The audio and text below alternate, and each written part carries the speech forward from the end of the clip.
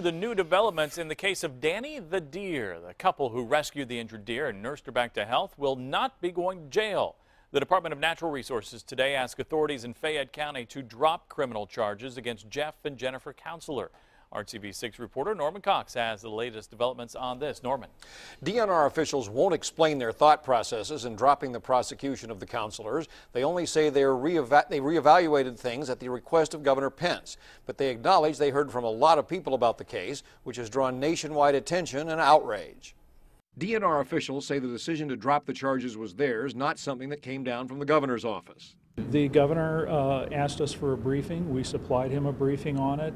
He reviewed the case material that we had. He asked us to take a second look at it. We did, and that's what led to the decision to ask for the charges to be dismissed. He didn't specifically ask you to dismiss the charges, just to take a look at it? He asked us to take another look at it. 2 days ago, when Pence first announced he had asked for the review, he did not appear sympathetic to the counselors, even though he acknowledged that love of animals, both pets and wildlife, is a Hoosier strong point. This is a state of laws, and as governor of the state of Indiana, my focus is going to be to ensure that our laws are fairly and impartially enforced. But national sympathy poured in to support the counselors, who say they had no choice but to save the young fawn. No matter what the law is, we did what was right for the animal. The DNR says it hopes to use the incident as a teaching moment to let Hoosiers know the law prohibits ownership of wild animals for many reasons, among them the chance they will transmit diseases and parasites to humans.